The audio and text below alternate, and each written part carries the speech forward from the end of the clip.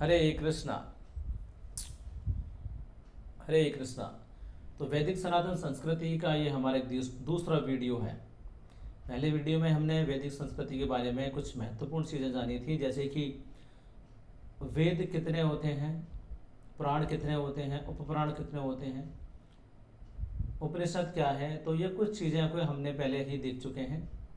लेकिन हम इस वीडियो में वेदों के विषय में, वेद क्या है, वेद कितने प्रकार के होते हैं, और सामान्यतः आज हम ऋग्वेद के विषय में भी चर्चा करेंगे।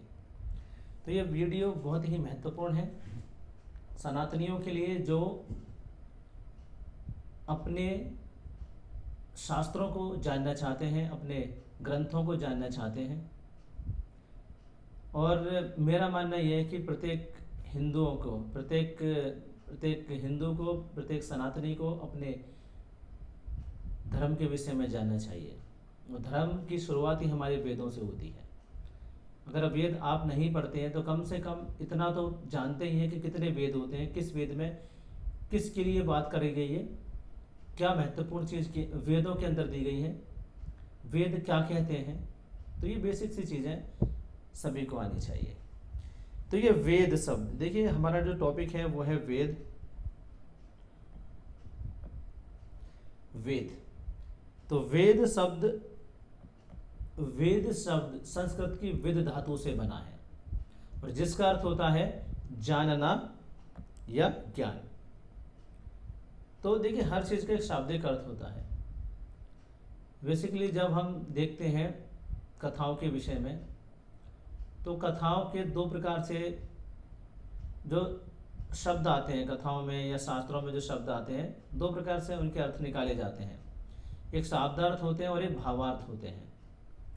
तो हर चीज़ का जो शाब्दार्थ होता है वो व्याकरणिक या हम कह सकते हैं शास्त्रों में वर्णित होता है, और भावार्थ वो आचार्यों की भावना के आधार पर निर्भर करता है। तो वेद शब्द जो है संस्कृत की विद धातु से बना है, और जिसका अर्थ होता है जानना या ज्ञान। तो वेद सनातन धर्म के सबसे प्राचीन, प्रामाणिक और आधारभूत ग्रंथ हैं। इन्हें केवल एक पुस्तक नहीं बल्कि दिव्य ज्ञान का अनंत भंडार माना जाता है। इन्हें केवल हम पुस्तक नहीं कह सकते, दिव्य ज्ञान का अनंत भंडार माना जाता है। वेदों के विषय में प्रामाणिक जानकारी हम कुछ महत्वपूर्ण तथ्यों के आधार पर ले सकते हैं। देखिए सबसे पहले हमारा आता है वेद क्या है। वेद क्या है, तो वेदों को दो प्रकार से हम देखते हैं। एक होता है अपौरुष्य, और एक होता है श्रुति। दो चीज होती हैं। अपौरुष्य क्या है, वेदों को अपौरुष्य कहा जाता है, जिसका अर्थ है कि इनकी रचना किसी मनुष्य द्वारा नहीं की गई। तो इनकी रचना किसी मनुष्य द्वारा नहीं की गई, ये चीज समझने वाली है। मनुष्य ने इनकी रचना नहीं की।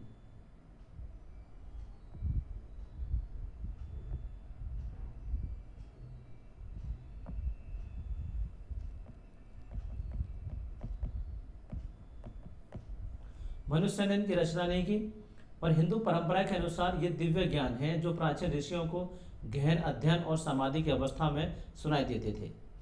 अब आती थी बात श्रुति की। श्रुति क्या है, देखिए इन्हें श्रुति भी कहा जाता है क्योंकि यह ज्ञान गुरु शिष्य परंपरा में सुनने के माध्यम से पीढ़ियों तक पहुंचाया गया। तो गुरु और शिष्य के माध्यम से, देखिए यहाँ पर गुरु, और ये ज्ञान पहुंचा शिष्य तक। तो गुरु और शिष्य के मध्य में जो ज्ञान का ट्रांसफर होता है, गुरु ने कहा और शिष्य ने सुना, ये क्या हो गया, श्रुति हो गया। तो ज्ञान का आधार वेद, भारतीय दर्शन, विज्ञान, संस्कृत और धर्म के मूल आधार है। अब हम प्रामाणिक विवरण, वेदों का वर्गीकरण देखेंगे। तो वेदों के प्रामाणिक स्वरूप को समझने के लिए इन्हें मुख्य रूप से चार भागों में विभाजित किया जाता है। पहले आते हैं हमारा ऋग्वेद। यह सबसे प्राचीन वेद है।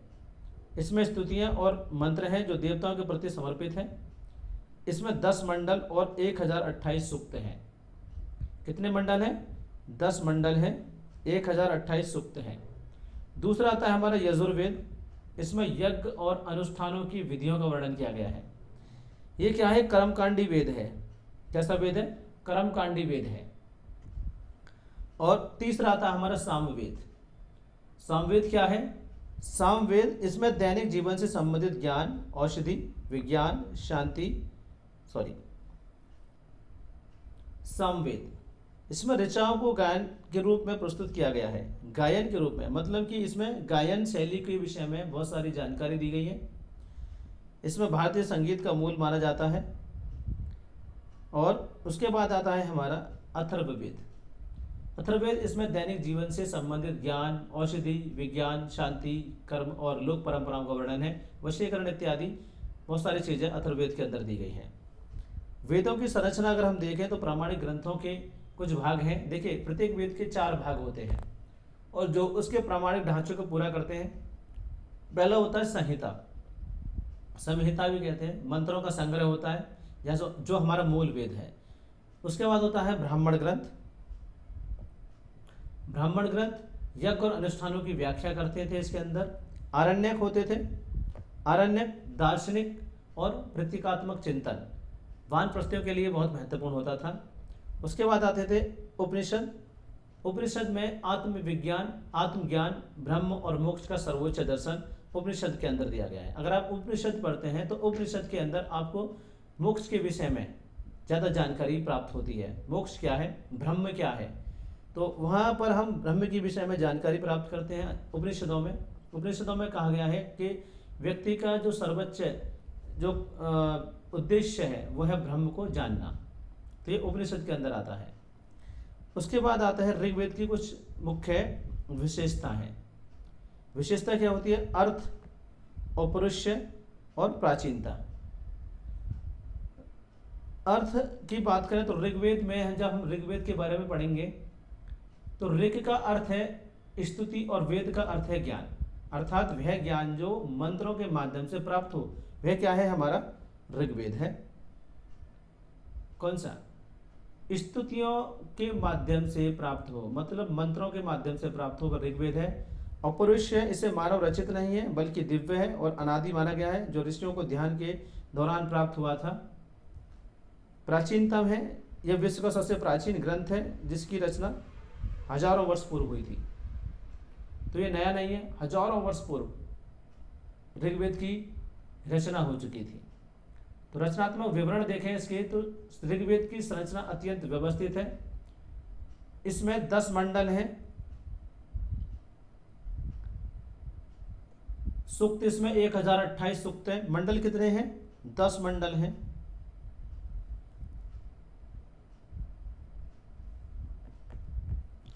एक 1028 सूक्त है ऋग्वेद के अंदर। और अगर हम मंत्र की बात करें, ऋचाएँ की बात करें तो 10,552 इसमें ऋचाएँ हैं।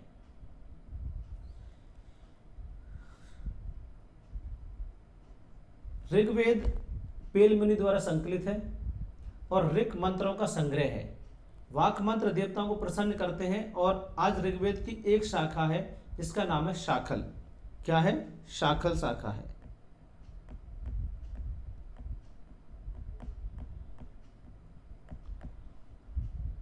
अब हम बात करेंगे कुछ महत्वपूर्ण सूक्तों की।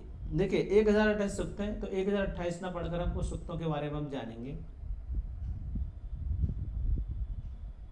नासदीय सूक्त, यह ऋग्वेद के 10.129 129 के अंदर दिया गया है। नासदीय सूक्त यह ऋग्वेद का सबसे दार्शनिक और प्रसिद्ध सूक्त है। इसमें ब्रह्मांड की उत्पत्ति का वर्णन किया गया है। यह सूक्त बताता है कि सृष्टि के आरंभ में न तो सत मतलब कि अस्तित्व था और न ही असत अनस्तित्व था, नहीं असत था। यह वैज्ञानिकों और दार्शनिकों के बीच ब्रह्मांड की उत्पत्ति के विषय पर चर्चा का मुख्य केंद्र बना हुआ है। देखिए आजकल जो बताया गया है, जो हम थ्योरी ज्योग्राफी के अंदर पढ़ते हैं, वो है बिग बैंग थ्योरी। जॉर्ज लेमेंटियर ने बिग बैंग की थ्योरी दी और वो बताते हैं कि 2 विशाल पिंड आपस में टकराए और एक महाविस्फोट हुआ और महाविस्फोट की वजह से बहुत सारी चीज़ें, ये ग्रह, नक्षत्र, सारे इत्यादि बन गई थी। लेकिन ये सब एक मनगढ़ंत काल्पनिक कथाएं हैं जो ज्योग्राफी के विद्वानों द्वारा प्रस्तुत की गई हैं। पुरुष सूक्त में जो पुरुष सूक्त है ऋग्वेद का 10.90, उसमें बताया गया है कि यह सूक्त विराट पुरुष परमेश्वर की कल्पना करता है। देखिए वही विराट पुरुष जो भगवान कृष्ण ने अर्जुन को महाभारत के युद्ध के दौरान भगवत गीता जब कही थी तब दिखाया था, वही विराट रूप है, वही परमेश्वर का रूप है। यह सूक्त विराट पुरुष परमेश्वर की कल्पना करता है। इसमें बताया गया है कि संपूर्ण ब्रह्मांड उसी एक परमात्मा का विस्तार है। जैसे भगवान कहते हैं ये सब मेरे ही अंदर है, मथा परतरम नान्यत किंचित् अस्ति धनंजय मयि सर्वम इदं प्रोक्तम सूत्रे मणिगणाय। तो ये संपूर्ण ब्रह्मांड जो है उसी एक परमात्मा का विस्तार है। यह सामाजिक व्यवस्था, वर्ण व्यवस्था और उद्भव वर्ण व्यवस्था के उद्भव और यज्ञ सिद्धांत की व्याख्या भी करता है। यह सूक्त पूजा और अनुष्ठानों में सबसे अधिक पढ़ा जाता है। देखिए भगवत गीता में कहा गया है कि भगवान के जो विराट पुरुष है उसी से ही हमारे वर्ण व्यवस्था की उत्पत्ति होती है। 4 वर्ण है, चारों जन्म आधारित न होकर कर्म आधारित थे ऋग्वेद काल में, लेकिन उत्तर वैदिक काल में यही 4 व्यवस्थाएं कैसी हो गई, जन्म आधारित हो गई। माना कोई व्यक्ति चतुर्वेदी है, उसने कभी 4 वेदों का पाठ किया होगा, लेकिन उसके आने वाली संतान भी चतुर्वेदी लगाती है जिन्होंने कभी एक वेद का पाठ नहीं किया हो। लेकिन वो चतुर्वेदी किस आधार पर है, वो चतुर्वेदी जो है वो केवल जन्म आधारित है, न कि कर्म आधारित। उसने किसी वेद का कोई अध्ययन नहीं किया है। मुझे कहा गया है कि जो विराट पुरुष है उनसे ही 4 वर्ण व्यवस्थाएं निकलती हैं। विराट पुरुष के मस्तिष्क से ब्राह्मण, भुजाओं से क्षत्रिय, जंघाओं से वैश्य और पैरों से शूद्रों की उत्पत्ति होती है। उसके बाद आता है गायत्री मंत्र, सावित्री सूक्त में आता है, ऋग्वेद के 3.6-2.10 10वें मंडल में आता है। यद्यपि ये एक मंत्र है लेकिन ऋग्वेद के तीसरे मंडल का हिस्सा है, 10वां मंडल नहीं, तीसरे मंडल का हिस्सा है। इसे सावित्री सूक्त के अंतर्गत माना जाता है। महत्व क्या है, इसे वेदों का हृदय कहा जाता है। यह सविता यानी कि सूर्य और परम प्रकाश से बुद्धि को प्रेरित करने की प्रार्थना है।